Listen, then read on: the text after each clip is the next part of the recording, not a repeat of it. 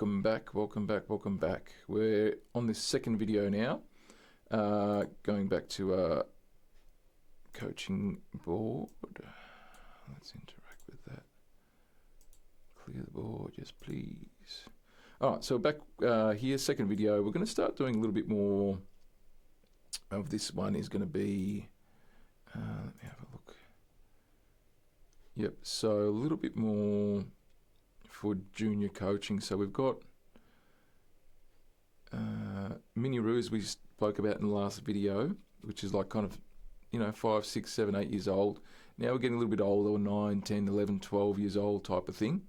And we're going to go into that kind of stuff now. So again, with those kind of age groups, we're now starting to go into more of a skills acquisition type of thing, where what is this one here? Skill acquisition manual. So 9 to 12 years old.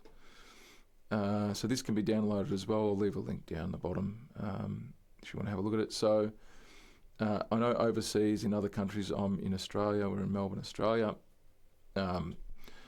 Football or soccer, generally, if you go to Europe or some crazy places like that, this will probably be skill acquisition stage will probably be a lot younger. But this is what we've got in Australia. A lot of kids are kind of transitioning from AFL and rugby and other sports to play soccer. So they might be slightly older than the other ones. So that's fine. If your kids are ready for it and they're younger, do this. Doesn't really matter. As long as they're having fun. All right, forward, preface.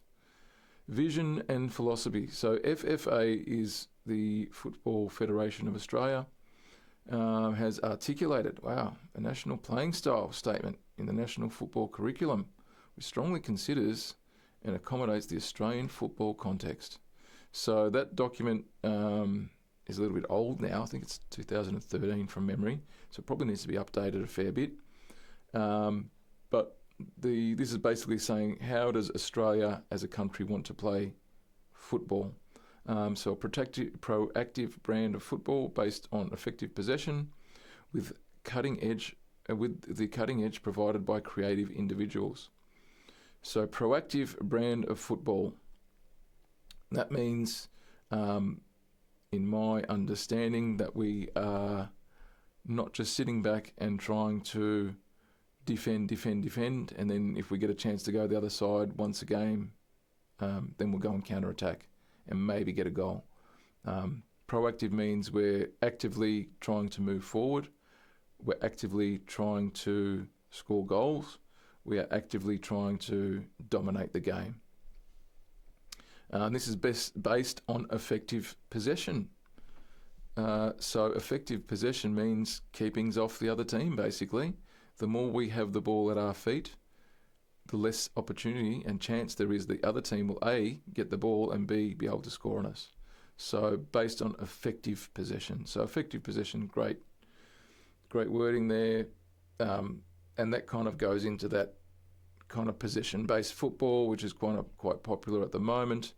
If you ever look years back, not way too far back, but probably 10 years ago, Barcelona of the day when young Messi and that were coming up, they had the tiki-taka style, as they call it, which was basically trying to hold on to the ball and as much possession as they can. So they're regularly having 70, 80, 90% of possession for the game. Saying that doesn't equal winning the game. It just means that you've got the ball and it's harder for the other team to score on you. I remember, I forget which competition it was, could have been Champions League, a semi-final years ago with Barcelona-Chelsea, and Barcelona had 80-something% possession, couldn't score, and then I think extra time Torres counter-attacked and scored 1-0 or something ridiculous like that to win the game. So it's not everything, but it's definitely very, very good. So with the cutting edge provided by creative individuals. So this is really, really interesting, and it's really good that they've identified this, that you can have a disciplined team that's playing a good brand of football. They can be effective in possession. They can do everything by the book to the millimetre, to the second. They can do it perfectly, and it still doesn't mean you're going to win the game. You also need a cutting edge provided by creative individuals. So saying that, to me, that means you've got that magic, that little spark, that little special player, that Messi, that Ronaldo, that, whatever, York and Cole, let's go back a little bit, that can have that little bit of spice, a little bit of magic, create problems for the other team, and then do something special and when needed. That little special pass, have that vision to put the ball through that nobody thought would come, confuse the other team, and then score. So that's what that kind of means. Defensively, the key components are quick transition and intelligent collective pressing. So that's pretty good as well. Defensively, the key components are a quick transition. So they're meaning once the opposing team comes to us on our defence and we've defended, we've got the ball off them, that time, as soon as we get the ball from the other team, that's called the transition. So we need to effectively transition from defence into attack. And that's what they're saying there. Defensively, the key components are a quick transition, so we don't muck around, always just sitting there with the ball in our back line once we lose it. Saying that can be a good technique as well, depends on what we're doing. And intelligent collective pressing. So that's kind of, yes, quick transition when we need to, but I think the intelligent collective pressing is kind of when we're pressing the ball, whether we're with the ball or without the ball, we need to be intelligent. And sometimes defensively, that might be actually just sitting back that little bit and moving the ball around in our defence or our kind of, defensive midfield area and waiting for the opponent to actually come at us. And once they come at us, they'll leave a gap somewhere. And if we're smart enough and intelligent enough, that we can kind of go through them that way and kind of tease them out a little bit into trying to attack us or press us, and then we go through them that way. So intelligent collective pressing. And saying that, we need to be smart. Can't just press the whole game and just run around like, whatever, because it's just going to get you tired and that's it. We need to be smart at how you do it and when you do it. The playing style is underpinned by a strong team mentality, capitalising on Australia's traditional strengths. So I think that's good. In any team, we need a team mentality. Of course, it's a team game. And kind of, I guess that's, I would say, internationally and worldwide, I think everyone understands that. So the building blocks, 4 training building blocks, 2 playing building blocks. Okay. So here's the age group, 5 till 9 is kind of discovery phase. So that'll be our kind of mini roos. We're just kind of learning to have fun and fall in love with the game. 9 to kind of 12 years old is a skill acquisition phase where we're a little bit more focusing now. Okay, now let's get our skills up to scratch. And your 12 to kind of 16, your game training phase, where you're kind of playing as a team, kind of getting that performance done, and kind of getting the intelligence you need to play the game as well. And then, of course, 16 and above is your performance. Skill acquisition phase. So under 12s, it says here, you're going from small-sided football and then into 11 versus 11 once you get a bit older. Children at this age are usually highly motivated and enthusiastic, competitive, like challenges, and want to show that they're best, well-balanced and coordinate. Okay. Adaptive to learning motor skills. Yep. Still self-centered. They start to learn how to work together. Yeah, that's cool. Sensitive to criticism and failure. Praise is important.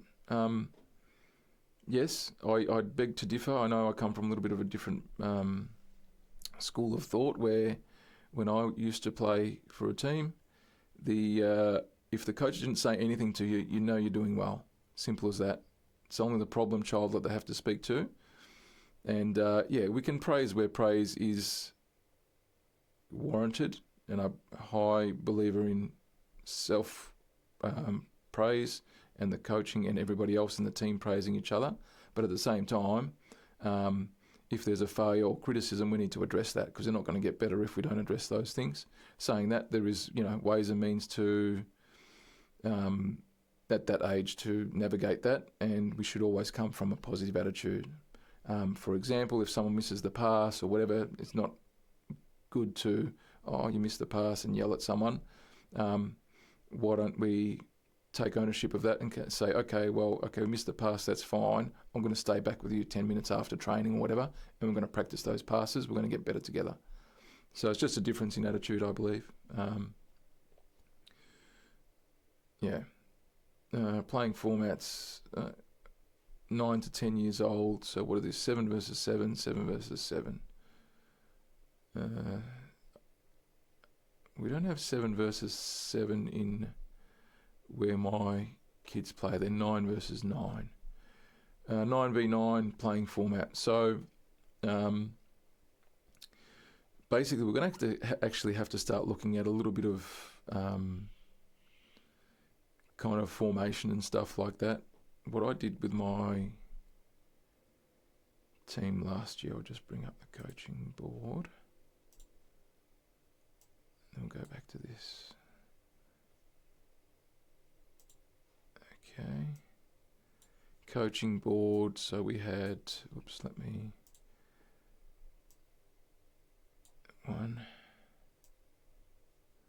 So we had one goalkeeper. 4 defenders, if I can get there.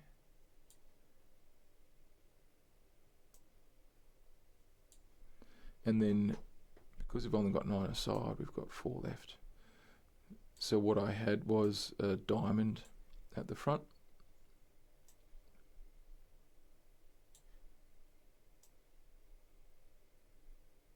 Where basically I've got a defensive group and then I've got an attacking / midfield group. So when the ball was here, we'd try and play it out wide. Our players would come and play together. Shuffle across. And as we got further up the field, because the game is a bridged version, so there's no offside for the kids, so they can just do whatever they want. We'd try and push the ball up the opponent's team and then try and score that way. Now, saying that, what I did see happen towards the start of the year was basically this.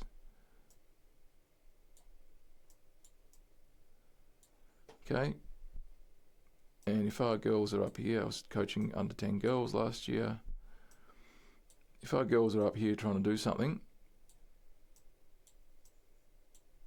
and they have a shot, they miss, the other team gets it, midfield has to run all the way back, and get the ball from the girls here. Unfortunately, they, at the start of the year, because they're still learning, they did a great job, but they used to just hang out in the back line because I'm defence, and that's what defence do. We stay down here. So these girls up here at the top end, I don't know if you can see my cursor, I'm not sure. Let me see.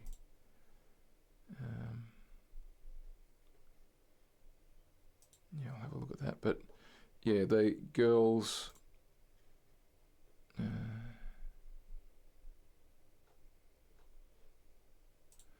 would get very tired, running all the way up and then coming back and forward and backward and forward and backward and forward type of thing. Oh yeah, what's this text font size? Choose a shape. Yeah. Anyway, so what I ended up doing was basically at one stage, I started pushing my midfielders up. My central defenders, and then tucking these girls in to try and create a bit of a barrier. Saying that, we did that for a little while. It was okay, but then what I ended up doing was actually pushing my wing backs out to try and help and tucking them in a little bit. So we ended up something like this. And these girls would really, really push up as much as possible. So the idea was, now that we've got 1, 2, 3, 4, 5, 6 girls in that kind of front area, and if the ball was to go back, instead of bouncing all the way back to the other side of the field, we'll just kind of come back to that 2 and that 5, and then we'll keep the pressure on. We'll continue there. So that's what we were talking about with the pressing and stuff like that. We really want to keep numbers on the ball and keep the ball at our feet. So that was that. So let's go back to the junior coaching. So when we defend and when we attack, we'll go into different formations. Attacking formation will be different to the defensive formation. And when we've got the ball in possession and when we have not got the ball, which means the ball possession is with our opponent, then we'll change formations as well. So there's some really, really good information there. 9 versus 9 playing format. You got the size of the pitch and whatnot. Recommended penalty box size 10 metres by 20 metres wide. Recommended goal size 5 by 2. Recommended playing shape a 1-2-3-3. Okay, interesting. Goalkeeper 2 fullbacks, 2 holding fullbacks 2 and 5, holding midfielder 6, taking midfielder 8 and 10, striker, central striker 9, and wingers. Playing in this shape instead of a 1-3-2-3, goalkeepers are encouraged to play off their line and connect with the defenders, which is good, not bad. So 9 versus 9. As you can see, we've got the goalkeeper, we've got those kind of defenders coming down, and we can play our shapes here. What I mean by playing shapes, as you can see in this kind of slide, the 3 players playing have got little dotted lines in between them, and these are triangles. This is the basic form of football where it's basically how we play our keepings off game, where if we've got a triangle, we've got 2 players we can pass to at least at every time that we have the ball, then we're looking pretty good at that junior stage. So as we get, a little bit older, a little bit wiser, we've got our skills up to scratch. We'll need to start practicing not only with the ball but without the ball. And that, when I talk about without the ball, it means that those 2 players without the ball making that triangle need to go to a space where they can receive their ball. It's very hard to receive the ball if there's a defender directly in front of you. So it would be good to encourage the kids at that stage to make space and make positions that they know they can pass the ball to. And I explain it to them this way. If you've got the ball at your feet, it's very difficult. Obviously, you've got a lot of pressure on. Someone will probably be running towards you. You've got a lot on your plate. So I always think to make, what can I do for my friend to make an easiest pass for them possible? And then I do that. So if the easiest pass possible for them is just to kind of, instead of playing right behind them, behind their back, to come next to them and say, listen, I'm on your right-hand side, pass me the ball, and they can see that, then that's an easy pass for my friend, then that's the best option at that stage. So I try and explain it, to the younger kids that way. So 9 versus 9, opportunities to engage 1 versus 1 duels across the field of play. I like that. Focus more on football skills rather than on physical qualities. There is width and depth across the playing area in attack. So 13 years old and beyond, 1-4-3-3 playing shape, 11 versus 11 format. As we go to 11 versus 11, that's kind of full size pitch as well. So there's some coaching guidelines here if you want to have a look at that. KPI number 1 for a coach: inspire them to play independently of you. I think that's good, and that transition needs to be, that's right, you need to fill them with enough knowledge, skill and experience that they can start playing on their own without too much kind of input from you for the basic stuff. Yes, you can talk about formation, you can talk about how you'd like them to play, the structure, you can talk about, okay, how do we overcome the opposition? They might be putting a high press in towards us, how do we do that? Or they might be doing the good old, as I call it, the kick and hope, where you kick a long ball and hope someone gets onto it at the other end. How do we, coach around that? So that's what the coach needs to be doing. Things to avoid as a coach: training young players as adults, not encouraging players to make decisions for themselves. Yeah, that's good. Continually criticising less than talented players. Yeah, I don't think that's cool. I think we can help them to be better, instead of criticising. So I don't know exactly what they mean by that. criticising players for poor execution of skills. We can encourage someone to do better. We don't have to criticise them. But saying that, I don't understand what they're talking about here. Take too long to provide instructions. Matches, winning at all costs mentality. Not giving young players equal playing time. Not exposing players to different positions. Barking instructions from the sidelines. Not encouraging players to make decisions for themselves. I thought we already had that. Continually criticising less talented players. Substituting a player just after he or she has made a mistake. Okay, so yeah, I agree with some of it, disagree with some of it. So skill acquisition phase coaching guidelines. Fun. Games with goals on each end. Yeah, that's pretty cool. Point scoring system, individual functional skill training. Yep. Playing games, different formats and tournaments. So that's fun, not fun. Activities without the ball. Long detailed instructions. Games without shooting at goal. Games without direction. Running training. I don't know. Yeah, so there's nothing to do with fitness in here. I think especially coming up to, from what I understand, and don't quote me on this, I'll have to check it out, but I think from under 14s, the kids go from half the field to a full-size adult pitch. So especially around that age, if we don't have any kind of fitness, it's really, really detrimental, and the kids probably need to start doing that a couple of years before. So my son will be doing under 12s this year, so it's the first time they have full rules. And they have still half the pitch playing 9 versus 9.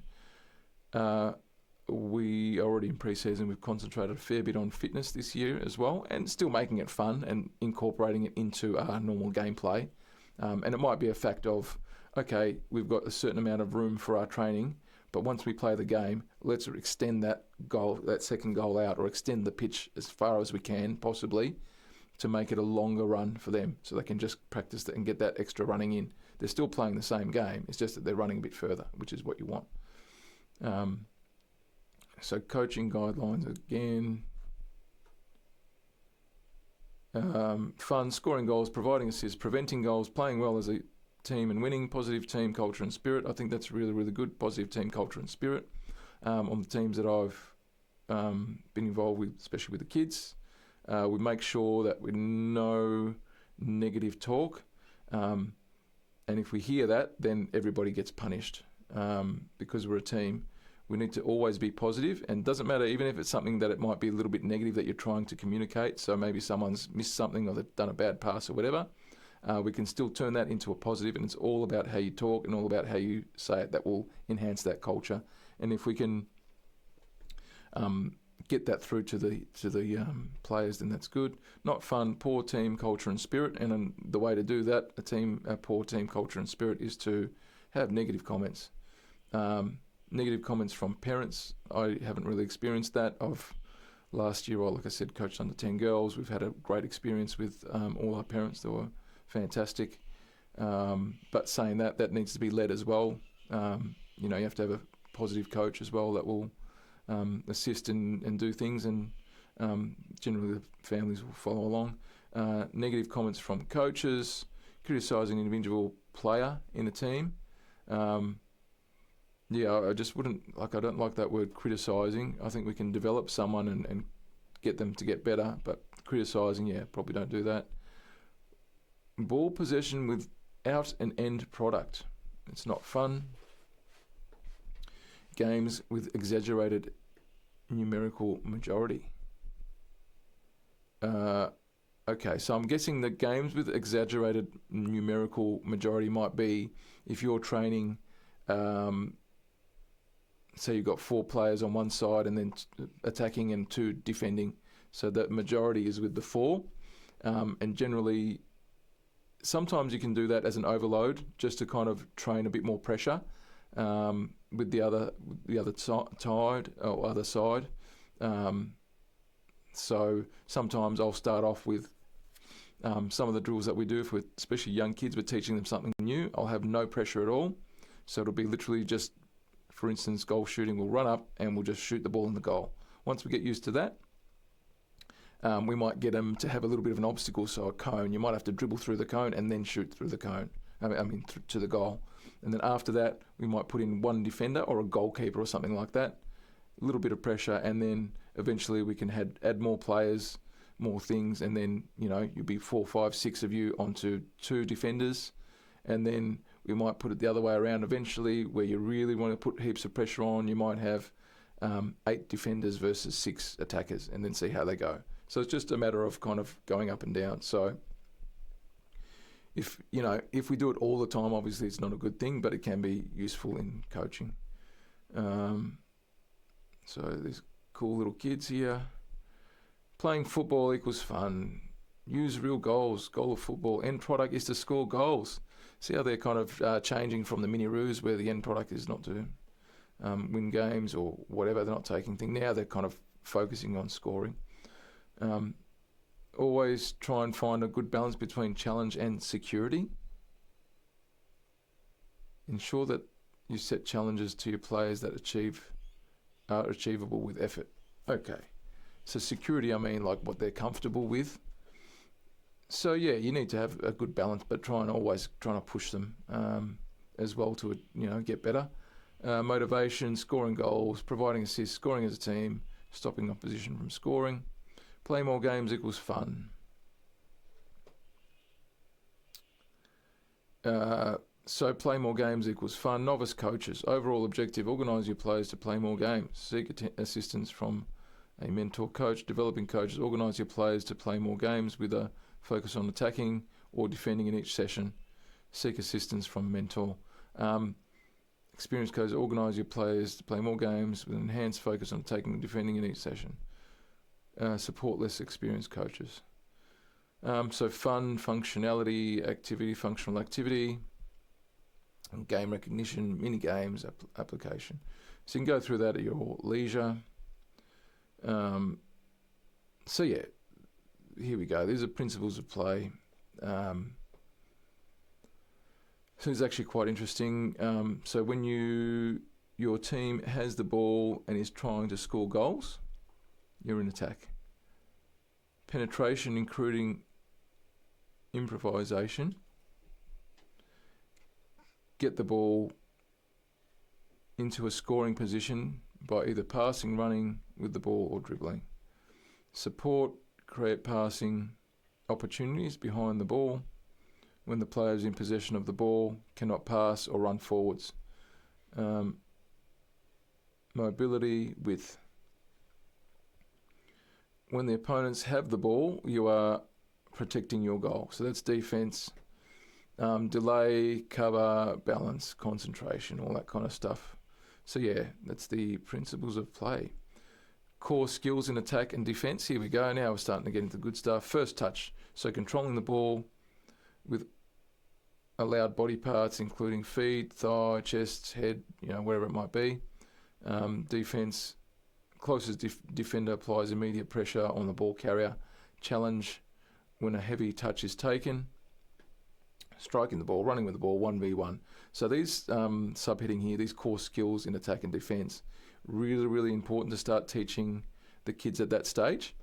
So yeah, first touch, striking the ball, running with the ball, 1v1. So you can play games including that. And generally the way that we'll run our sessions, we'll kind of be focusing on one of those for the session, whether it's a first touch drill, that we receive the ball and then we have to strike the ball. Or we receive the ball, we'll have to run through some cones, do something, and then strike the ball. 1v1 is great to develop those little skills as well. So we'll have generally a few different 1v1 games that we play where it's an attacker versus a defender, or the ball is in dispute. So the ball is thrown in by someone into the field of play. And then whoever gets first to the ball will be the attacker. Whoever doesn't get to the ball first is the defender. And if you're a defender and you can take the ball off the attacker, then guess what? You're the attacker. So you can go and score a goal as well. So little games like that, really fun. The kids really, really like that. Game intervention, game methodology, gig.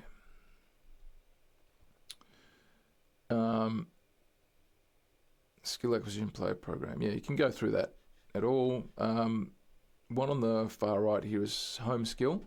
Really, really interesting thing, and good to kind of encourage the kids to do some homework at home, and we call it homework in our team. And the coach will give the kids some sort of homework, whereas practicing dribbling the ball, practicing juggling the ball, or something like that. They will be given something during the week to do, and that's generally just basic kind of skill stuff. So this will go through all these kind of different things. So yeah, download this this document, have a read through it. It's actually really, really good. It's got some good stuff to begin with, and then you can go off on your own and invent your own way. Implicit learning, game sense, and explicit coaching, step-by-step teaching. So sometimes you need to have a bit of both, don't you? The whole change it thing, coaching style, how you score, win, area, numbers, game rules, equipment, inclusion, time. Excuse me. Constraints based coaching model. Term planner. Generally, guys, I think these days do it in different blocks depending on what the season is. So yeah, here we go. It's one session per week. Session 1, first touch, main movement, defending. Week 2, main movement. Week 1, attacking. Week 2, defending. Weekend they'll play a match, or even just generally we'll have a match at the end of each training session, just to kind of solidify the skills that we've learnt during the training, and that's a good thing to kind of do as well. So yeah, basic, very, very basic, and in those attacking and defending main movements, you'll get your drills from there. First touch, striking the ball, small-sided games, running with the ball, 1v1, small-sided games. So I think at this stage, and even with the kind of junior mini-roos type of thing, the aim of the game, and I think, is just to be able to play and hold the ball at our feet comfortably in that passing game. And that's why these small-sided games are really, really good. They call them rondos in other countries. And basically, from what I understand, it's more of a keepings off thing, where, you know, you get a few people on one side, a few people on the other side, and we've got to try and pass through them or keep the ball off them, or there's a goal that we need to get to, whether it's, you know, getting so many passes together without the other team touching it, or if there's actually a physical goal there that we can shoot at after we've had a few passes or whatever. So they're really, really good, and they can be changed in multiple different ways to achieve anything that you want to achieve. So, you know, first touch kind of stuff, we can, you know, say if they're doing a little passing game, trying to keep off the other team, okay, we can put it down to 2 touches or even 1 touch. So that means they have 1 touch to kind of receive the ball, and then the second touch has to be to pass the ball. And in 1 touch, you've got none of that. You just got to pass the ball first time. So that really, really kind of boils down to the essence of the game and speeds your players up, not only on the ball but off the ball. So here's a few different sessions. If at all I'm going too fast, whatever, just pause it. But best to download just download the document. It's fine. Go through it at your leisure. Key for diagrams, players, coach. Ball movement is yellow line. Running with the ball is black dotted line. Oh, sorry, running without the ball. Running with the ball is the squiggly line, and interception is a red. Woohoo! So you've got your equipment here, of course. Go and talk to the club, get your equipment sorted. And there's heaps of, hundreds of games you can play. Like, it's not really anything difficult to work out. So just, yeah, go through it. I'd recommend going and doing one online. Sometimes, for me, these diagrams, yeah, they're as much as they can do on, you know, kind of paper, but go and watch a video of one of these things being done and see how, and just study it. Watch it for 5-10 minutes and just have a look, see how they actually do it, as in the coach actually prepares it, where the equipment has to be if you've got cones or whatever, and then how they actually run it. That is a lot easier for me to watch videos. Go straight to the video. So yeah, this document's pretty straightforward. All right. So junior coaching, like I said, emphasis more on skill. We're developing gameplay, kind of tactics, and we're trying to get some sort of information. Okay, what's a defensive structure? What's offside? How do we formate our team when we're in attack, when we've got the ball and we're attacking? How do we get into that formation? Whether it might be our defenders kind of going up the wing, our fullbacks. Where do we go when we lose the ball?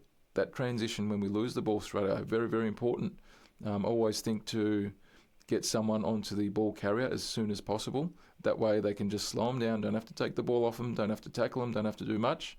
Just slow them down so we can get some numbers behind the ball and go back and start defending. So basic stuff like that, that's what we need to kind of be communicating to the kids. And you can actually do plenty of drills that are similar to that. We did one where the coaches were involved in playing. We had one coach on one team, one coach on the other team. And we didn't tell the kids, but we said, okay, each time the coach, it might be a goalkeeper or they might be just a defender, each time we get the ball, we're going to kick it long. So make sure that we kick it long over the heads of the kids, and then they have to scramble back. But if they're smart enough to, get someone onto that coach and to slow them down, then the team can go back and defend a bit easier. So we can do all those drills in training. It's not hard. Another thing as well, goalkeeping. Very, very difficult to get any decent goalkeeping time and goalkeeping coaching in the kind of junior grassroots levels. At the bigger clubs, they'll have goalkeeper coaches, and the goalkeeper will basically go off with the coach, and they'll just do goalkeeping all the time and might come back and play a game. That's how it works in the kind of the bigger clubs that are more established. My kids club it's a very grassroots kind of club, a newer club. They don't have that opportunity, they don't have that facility. So I'll probably actually need to do a video just on goalkeeping itself. But yeah, you can include them in drills as much as we can, but definitely they need to have separate training. It's a totally different role to the rest of the field. And it's very, very difficult when you've got like one parent coaching that doesn't really know too much about soccer, let alone goalkeeping, to try and get a goalkeeper going. It's difficult. It would just take time, and it might be just a matter of getting another helper, another parent or someone involved that can actually just sit there and give them some instructions or give them some documents that they can read at home and actually just be a bit of a goalkeeper coach. Goalkeepers generally, in the newer version of the game, I'm talking the last probably, 15 years, something like that, 20 years, goalkeepers have been coming out and using their feet a lot more than they used to. Back when I was kind of growing up, the goalkeepers never really had the ball at their feet unless it was a goal kick, and then they just boot it out past midway of the ground, and then they just stop the ball, kind of shot stopping kind of stuff.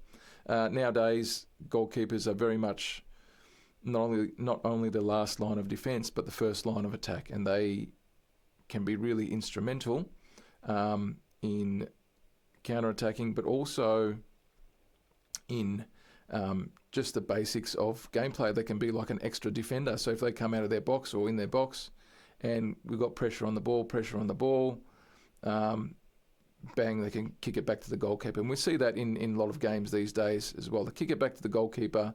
They've got, 20 metres between them, and that just takes that pressure off. The defence can just settle. They can have a couple of seconds just to kind of reset, see where they're at, and then start the ball again back to the defence, and then try and go up the field again. So increasingly, the goalkeeper's feet are very, very important these days.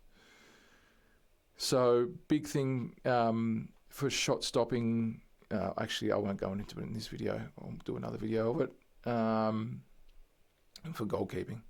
So yeah, just in the kind of skills acquisition juniors phase, learning, or they should have learnt some sort of skill, like their skills should be improving as far as their passing, dribbling, receiving the ball. We need to focus on vision, looking up at the field, reading the play, what's going on in the field, where are my friends, where can I pass to? And inversely, the people that don't have the ball on your team need to be looking for a position where they can get to a clean position where they can have a nice, easy pass without being in too much pressure, keeping those triangles going, and then looking as well for opportunities to go up the field and create width you know, maybe crossing the ball from one side of the field, the left side to the right side, doing that switch over of play to try and create another angle and try and get the other team off guard. So if we can start doing that, it'll be good. And then midfield, we want to really try and have that passing game where we don't let the other team have the ball at all. And then when we're attacking, once we get into our final third of or attacking third of the field, then all systems go, and we're really trying to push fast and hard, attacking early balls into the box, with, you know, our attacking runners running in to try and score. So we'll get into that possibly in later videos.